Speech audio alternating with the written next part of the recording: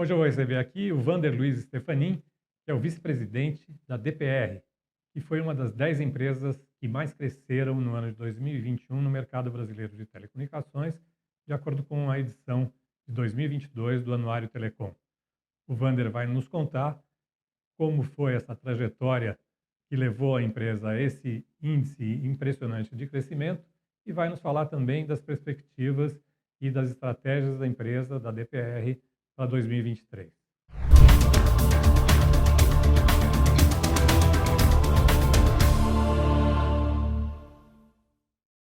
Bem-vindo, Vander.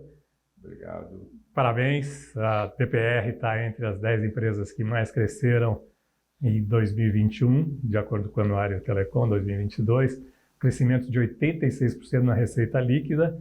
Eu quero que você explique para a gente a que vocês atribuem esse crescimento espantoso. Primeiro, obrigado pela oportunidade, pelo convite.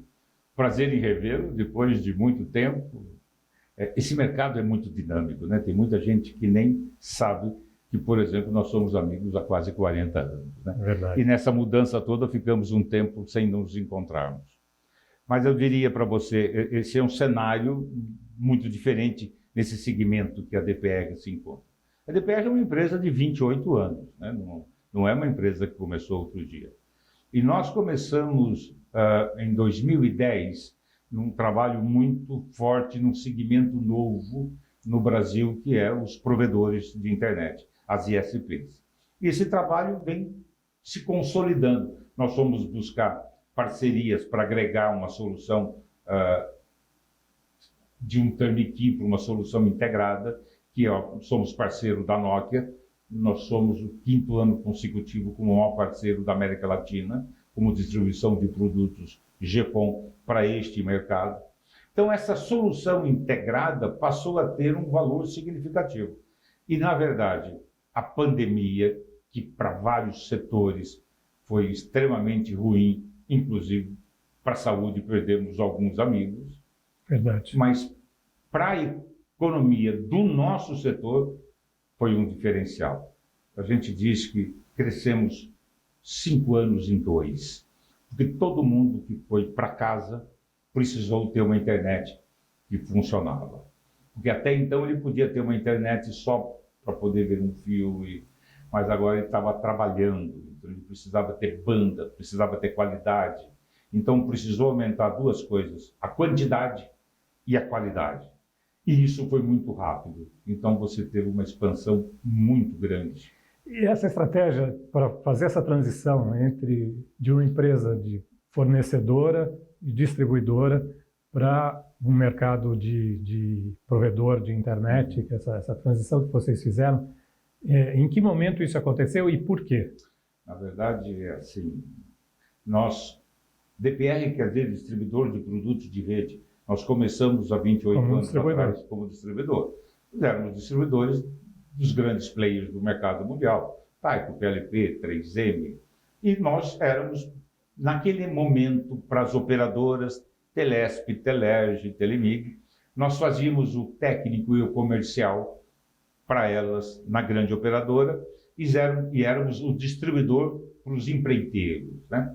Então nós éramos remunerados por uma comissão, mas fazíamos o técnico e o comercial. Quando nós fomos para esse mundo de provedores, nós fomos buscar nos fabricantes a solução para este mercado, que eram produtos específicos para a fibra óptica.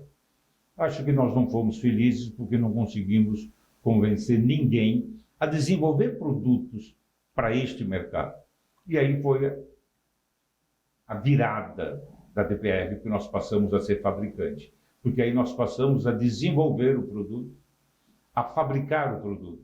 E aí nós passamos a ser uma indústria.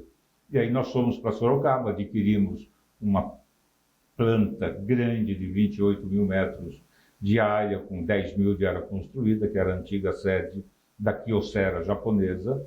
E aí já nos estabelecemos numa área de 10 mil metros quadrados.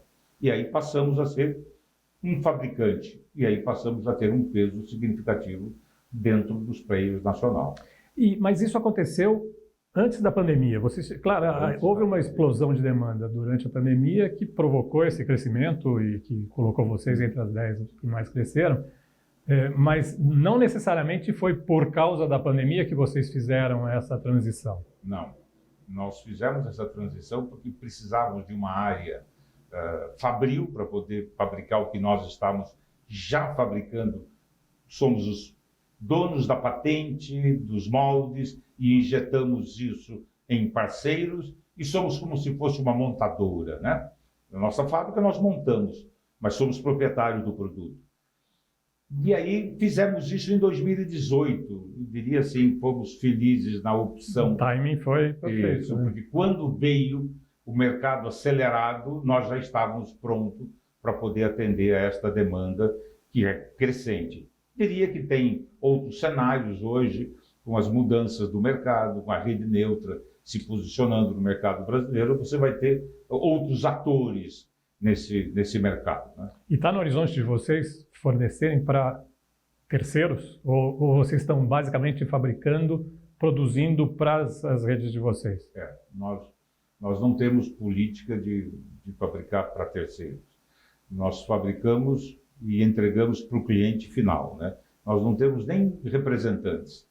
Esse é um mercado que é extremamente competitivo e se você trabalhar com representante, pode ser que você só esteja encarecendo o produto, né? E não há muita margem. Criando etapas intermediárias que não... Então, nós atuamos de uma maneira direta. O que nós estamos num trabalho agora é abrindo vários centros de distribuição no Brasil para fazer uma adequação de logística e administração de lead time de entrega, né?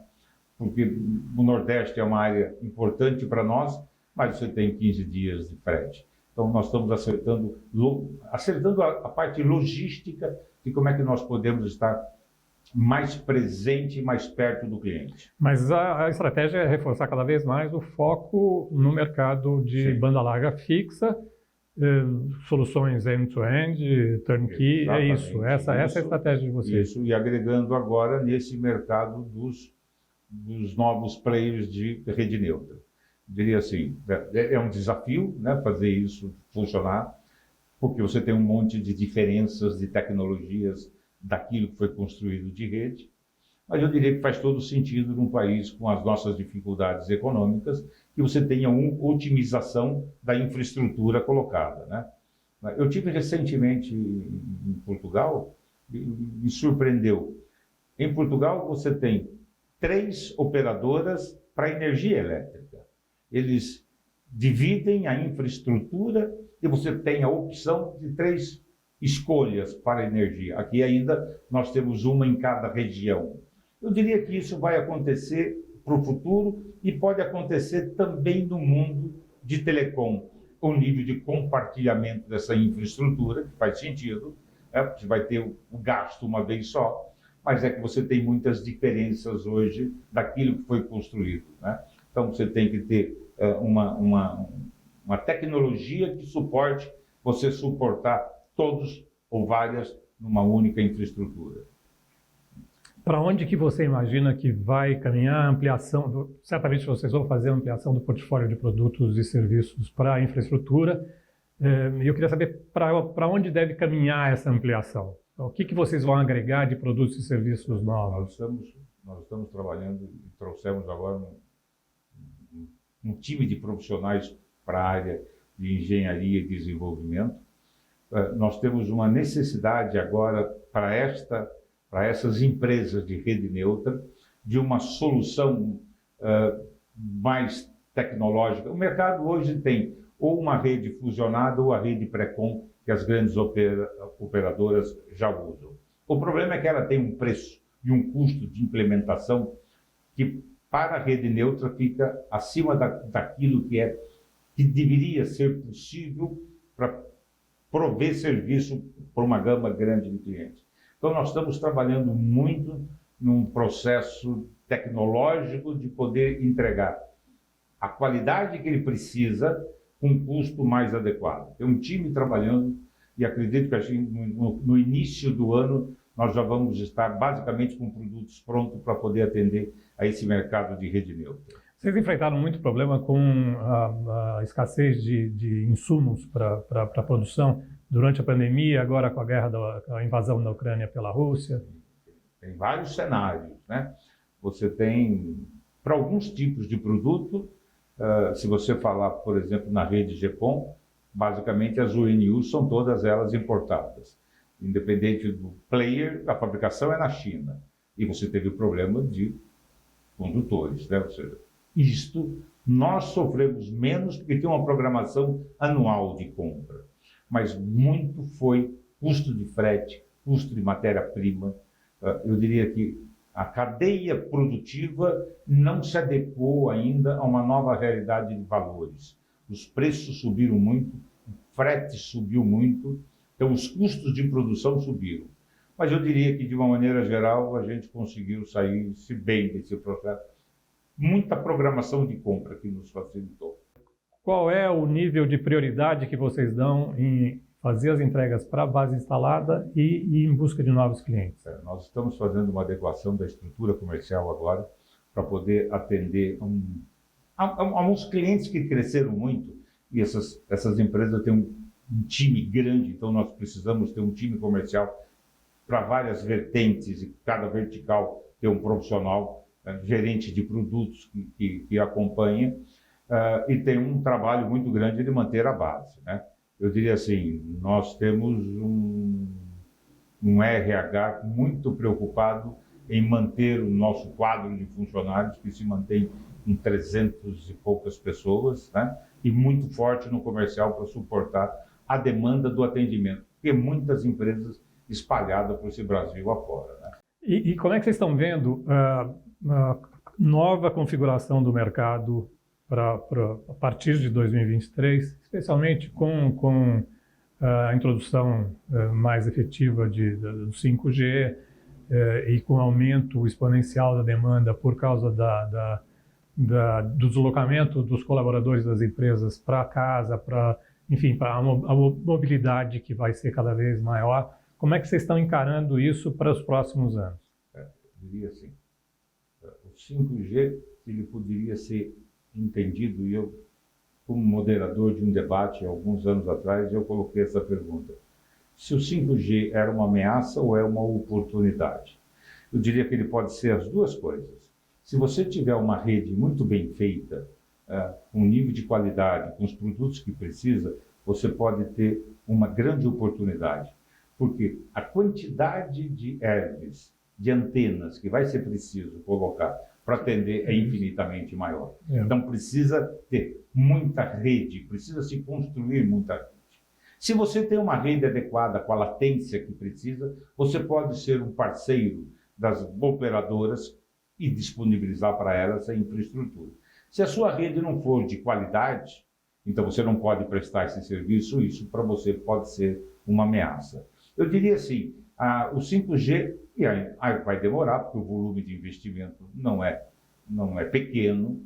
Então nós estamos falando que nos grandes centros isso vai acontecer mais rápido, mas para o interior, e a gente tem que reconhecer que esse país hoje usa a internet no país todo graças aos pequenos provedores, né? A inclusão dos excluídos desse país foi feito pelos provedores.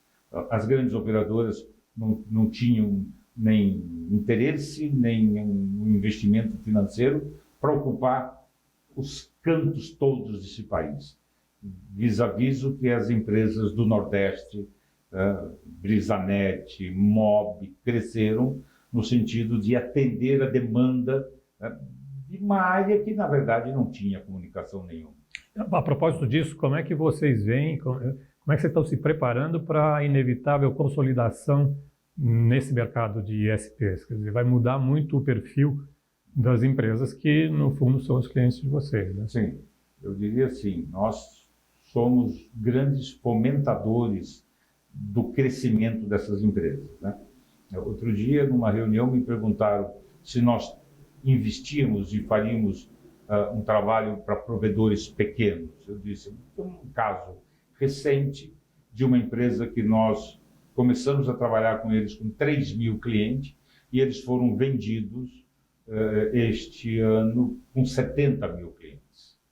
Ou seja, a alavancagem dos financiamentos de uma solução integrada de turnkey que acelerou o crescimento, deu a ele a condição de chegar num tamanho e ser vendido.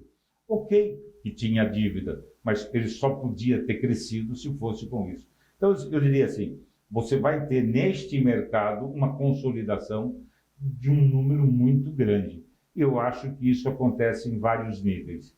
Num nível pequeno, são os menores se juntando ou um adquirindo o outro. Num outro nível, uma consolidação e entre os grandes pegando os médios. Vocês têm um papel que não é muito típico no mercado. Vocês fazem o financiamento para os ISPs. Vocês promovem, vocês são intermediários de financiamentos para esses clientes que vão se consolidar de alguma forma. Essa estratégia é uma coisa que veio para ficar para vocês? Sim, ela se realimenta. Né? Esse é um mercado que, pegando a experiência lá do início de 10 anos atrás, né, em 2010, 12 anos, quando nós começamos, era um mercado que basicamente era dominado por infraestrutura de rádio. A nossa história é uma história de empresa de construção de rede, e nós íamos para os eventos. Eu me lembro da primeira Brint, que foi no Maxud, e só estávamos nós falando de fibra ótica e o mundo ainda era de rádio. E nós, quando entramos, você tinha um custo maior de infraestrutura e nós precisávamos de financiamento.